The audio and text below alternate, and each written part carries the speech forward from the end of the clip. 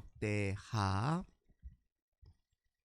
35장 18절과 19절 두 절의 말씀입니다. 역대하 35장 18절과 19절 두 절의 말씀. 역대하 35장 18절 19절 두 절 말씀 한 목소리로 함께 봉독합니다. 선지자 사무엘 이후로 이스라엘 가운데서 유월절을 이같이 지키지 못하였고 이스라엘 모든 왕들도 요시야가 제사장들과 레위 사람들과 모인 온 유다와 이스라엘 무리와 예루살렘 주민과 함께 지킨 것처럼은 유월절을 지키지 못하였더라. 요시야가 왕위에 있은 지 18째 해에 이 유월절을 지켰더라. 아멘. 오늘도 우리 주님과 함께 이 귀한 날 시작하시는 우리 모든 성도님들, 하나님께서 하늘의 크신 은혜와 평화 가득 부어주시길 주님의 이름으로 간절히 기원합니다. 오늘 본문의 말씀을 통해서 약속을 지키는 힘, 이런 제목으로 함께 은혜 나누도록 하겠습니다.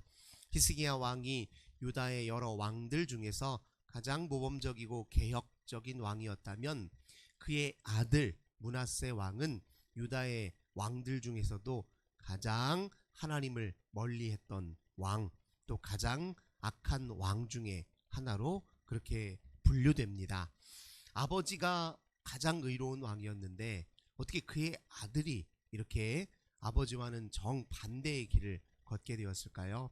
이 므낫세는 아버지가 했던 모든 종교 개혁을 다 원점으로 되돌려놨어요. 아니, 그보다 더 퇴행시켰습니다. 온 백성들로 하여금 우상을 숭배하도록 종용하기까지 했어요. 그래서 북쪽 이스라엘에 아합 왕이 있었다면 남쪽 유다에는 므낫세가 있었다 할 정도로 므낫세는 하나님 앞에 범죄한 왕들 중에 대표 주자였습니다. 가만히 돌이켜보면 아버지가 그렇게 의로운 길을 걸었으면 아들도 그 길을 따랐어야 하는 것이 마땅한데 무슨 일이 있었을까요? 므낫세가 처음 왕위에 즉위했을 때의 나이가 몇 살이냐면 33장 1절을 보니까 므낫세가 왕위에 오를 때의 나이가 12세라 이렇게 표현하고 있습니다. 12살 때 왕위를 물려받은 거예요. 사실 12살이면 이제 사춘기에 접어드는 시기였고, 그리고 이때는 아버지의 권위가 필요한 때입니다. 아버지의 권위를 받아들여서 아버지의 길을 배우고 그 길을 직접 모방하면서 이제 성장하는 나이입니다. 스스로 자기 정체성도 찾아야 하고 자기 길이 어디에 있는지도 살펴야 할 나이입니다. 근데 아버지가 부재한 상황이에요. 어떻게 보면 아버지가 가장 필요한 시기에 아버지가 부재한 상황이었단 말이에요. 그러면 하나님을 아버지로 모시는 일이 있어야 되는데 그가 거기에서 결정적으로 실패한 거예요. 아마도 우리가 왜 이렇게 실패했을까를 여러 가지로 추측을 해보면 아버지가 가장 필요했을 나이에 아버지 부재 상황을 아마 그가 굉장히 불안해하고 또 힘들어하면서 하나님을 원망한 것은 아닌가, 이렇게도 추측을 해볼 따름입니다. 어찌든지 그는 삐딱한 심정으로 하나님 앞에 범죄하기 시작했는데 아버지의 길을 보란듯이 어기고 정반대의 길을 걸어서 34장 2절에 이렇게 평가합니다. 여호와 보시기에 악을 행하여 여호와께서 이스라엘 자손 앞에서 쫓아내신 이방 사람들의 가증한 일을 본받아. 이방신을 자기 아버지 삼아서 아버지와는 신아버지와는 정반대의 길을 걷기 시작했습니다. 아버지가 다 부숴 놓았던 산당들을 다시 다 만들어 놓고 아버지가 애써 성전을 정결하게 했는데 그 성전 안에다가 우상들을 다시 또 가져다 놓기 시작했어요. 하늘의 1월 성신을 섬기기 시작했습니다. 갖가지 이방 민족들의 어떻게 보면 참 비윤리적이고 반윤리적인 종교 의례들을 다시 가져와서 그가 우상숭배에 힘을 썼습니다. 뿐만 아니라 그가 백성들로 하여금 우상숭배를 하도록 종용했어요. 9절 보면 33장 9절입니다. 유다와 예루살렘 주민이 므낫세의 꾀임을 받고 악을 행한 것이 여호와께서 이스라엘 자손 앞에서 멸하신 모든 나라보다 더욱 심하였더라 이렇게 표현하고 있습니다. 그러니까 이제 아합 왕의 견주고 있는 이유가 바로 여기에 있어요. 백성들로 하여금 적극적으로 우상 숭배하도록, 아니 왕이 하나님의 대리 통치자로 세워진 왕이 그렇게 행동했던 것입니다. 근데 이 므낫세 다음에 이제 연이어서 요시야라는 왕이 등극을 하는데, 또 이 왕은 히스기야 왕보다 더 개혁적인 왕으로 알려져 있습니다. 근데 이 므낫세의 아들이 누구였냐면 아몬이라고 하는 아들이에요. 근데 이 아몬은 통치 기간이 겨우 2년밖에 되지 않습니다. 그도 역시 므낫세처럼 악한 길을 걸었는데, 그의 밑에 있는 신하가 쿠데타를 일으켜서 이 아몬 왕을 죽여요. 그래서 통치 2년 만에 바로 죽임을 당하고 요시야라는 이 왕위에 등극하는데, 근데 이 요시야가 등극할 때 나이가 몇 살이었느냐? 8살이었습니다. 34장 보겠습니다. 요시야가 왕위에 오를 때에 나이가 8세라 이렇게 돼 있어요. 그러니까 왜 어린 나이에 왕에 갑작스럽게 등극했냐면, 아버지 아몬이 예상치 못하게 밑에 신하에게 쿠데타를 통해서 목숨을 잃는 바람에 갑작스럽게 8살밖에 안 먹은 이 요시야가 왕위에 오르는데, 이 요시야는 그 말씀드린 대로 히스기야보다 훨씬 개혁적인 왕입니다. 어떻게 보면 제2의 다윗이다, 다윗이 부활했다라고 이렇게 평가받을 만큼 요시야 왕은 하나님 앞에 아주 순결하고, 므낫세가 그렇게 우상 숭배에 철저했다면 이 요시야 왕은 그 모든 걸 다시 하나님이 기뻐하시는 방식으로 다 되돌려 놓는데 힘을 썼어요.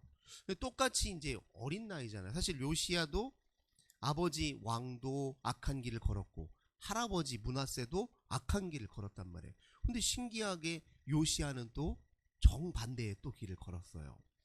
8세의 나이에 그가 왕위에 등극하고요. 언제 그가 처음 하나님을 만나냐? 16살이 되던 해입니다. 말씀 보겠습니다. 3절 말씀입니다. 아직도 어렸을 때에 곧 왕위에 있은 지 8년에 왕위에 등극한 지 8년 정도가 지나서 그의 조상 다윗의 하나님을 비로소 찾고 제12년에 유다와 예루살렘을 비로소 정결하게 하여, 이런 표현이 있죠. 16살이면 아까 말씀드린 대로 므낫세 12살인 것처럼 그가 청소년 시기에 누구를 만난 거예요? 하나님을 만난 거예요. 어린 시기에는 주로 엄마의 품 안에서의 아이가 자랍니다. 8살도 아직은 엄마 품에 있을 나이예요. 그러니까 우리가 이제 추측컨대 그의 엄마가 신앙이 남달랐다, 이렇게 해도 이해해도 좋을 거예요. 그리고 그가 아버지를 필요로 하는 나이가 되었을 때 청소년 시기에 그는 엄마의 안내를 따라서 하나님을 아버지로 모신 거예요. 우리가 예수님의 이야기 기억나시죠? 12살이 되던 무렵에 부모님과 함께 예루살렘에서 예배를 드리고 돌아오는 길에 소년 예수가 없어서 엄마 아빠가 막 찾다가 결국 다시 예루살렘 성전 안에 있는 걸 발견했잖아요. 그래서 왜 여기에 있느냐? 엄마가 이제 나무라니까 소년 예수님이 뭐라고 표현합니까? 내가 내 아버지에 있어야 하는 일이 당연한 일 아닙니까? 이렇게 표현했잖아요. 마찬가지로 이 요시야가 아버지를 필요로 하는 그 나이에 하나님을 아버지로 영접하면서 그가 다윗의 길로, 또 하나님 기뻐하시는 길로 걸었다. 우리가 아마 이렇게 추론해도 좋을 것입니다. 그래서 그가 16살 때 하나님을 처음 이렇게 만나고 난 이후에 4년 이후에 유다와 예루살렘을 정결하게 만들기 시작했습니다. 할아버지 아버지 때에 완전히 나라가 엉뚱한 길로 가고 있었는데 이 요시야가 다 되돌려 놓기 시작했어요. 그래서 산당들과 아사레 목생들과 아로새긴 우상들을 다 제거하여 버렸는데요. 얼마나 철저하게 우상 숭배를 다 제거했는지 4절 한번 보겠습니다. 무리가 34장 4절입니다. 무리가 왕 앞에서 바알의 제단들을 헐었으며 왕이 또 그 제단 위에 높이 달린 태양상들을 찍고 또 아세라 목상들과 아로새긴 우상들과 부어 만든 우상들을 빻아 가루로 만들어 제사하던 자들의 무덤에 뿌리고, 굉장히 철저하게 이게 지금 개혁을 한 거예요. 그 우상으로 만들어졌던 것을 완전히 가루로 만들었어요. 그리고 조상들의 무덤에다 그걸 똑같이 묻어버린 겁니다. 이 뭐예요? 앞서서 잘못 행했던 길을 완전히 절연하고 그 모든 잘못된 역행의 길을 바로잡기 위해서 이렇게 철저하게 개혁했다는 걸 이렇게 보여주고 있습니다. 그러니까 옛 것을 죽음의 세계에 다 묻어버렸다는 거예요. 옛 하나님을 거슬렸던 모든 길을 기억들을 다 정화시켰다, 그런 의미예요. 뿐만 아니라 5절 보겠습니다. 제사장들의 뼈를 제단 위에서 불살라 유다와 예루살렘을 정결하게 하였으며, 그 앞선 제사장들도 이 므낫세 왕들처럼 다 타락해 있잖아요. 하나님을 예배하는 제사장이 아니라 우상을 예배하는데 힘썼던 제사장이니까 그들을 그냥 그대로 내버려 주지 않고 그 뼈를 다 가루로 만들어서 불살라 버렸다는 거예요. 그러니까 앞선 모든 행적들을 이렇게 완벽하게 다 정화하는데 그가 힘썼다는 걸 보여주고 있습니다. 그 다음에 이 요시아의 개혁에 힘을 보탠 일이 또 하나 있었는데요. 8절 보겠습니다.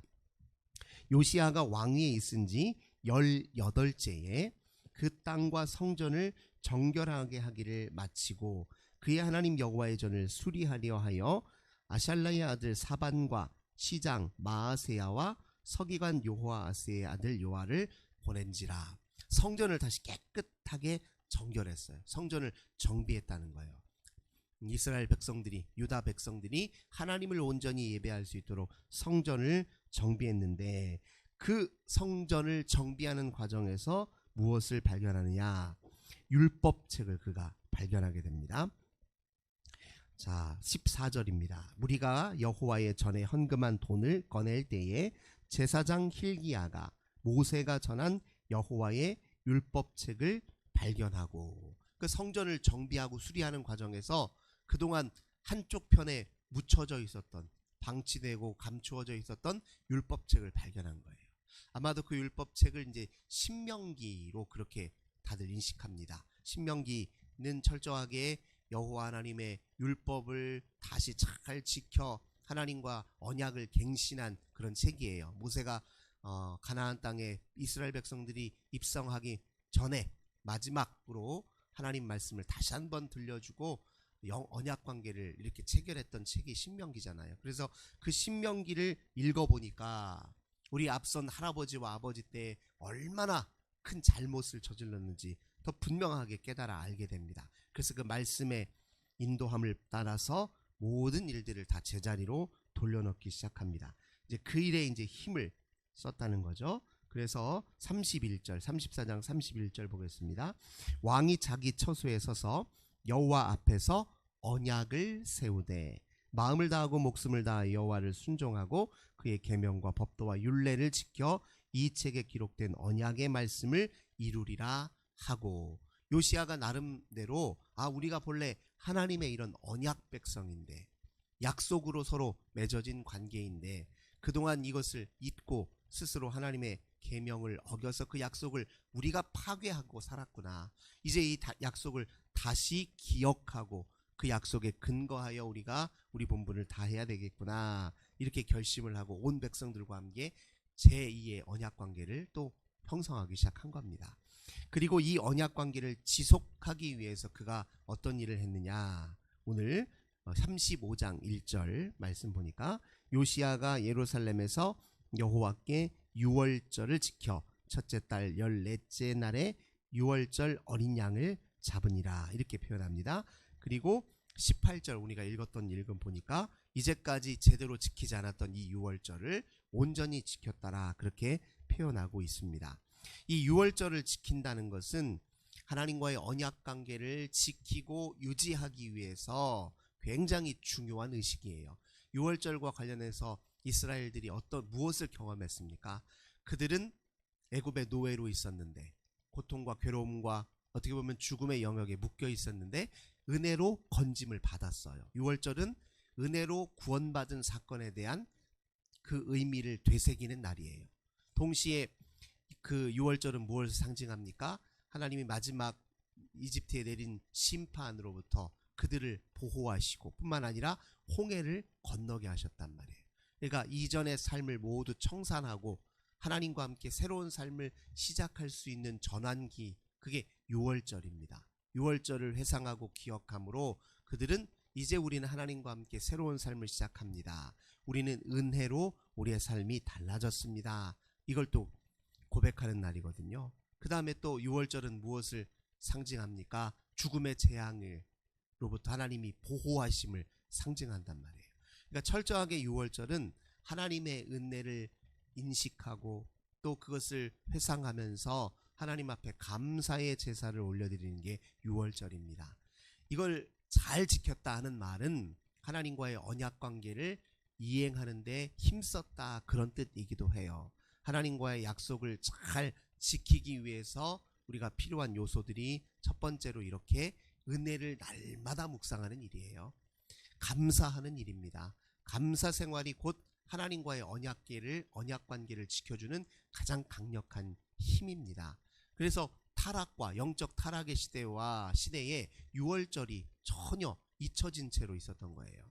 그러나 모든 개혁을 했던 왕들은 6월절을 지키는 일부터 힘썼다는 겁니다. 왜냐하면 은혜를 기억하고 감사해야 언약관계를 유지할 수 있기 때문에 그래요.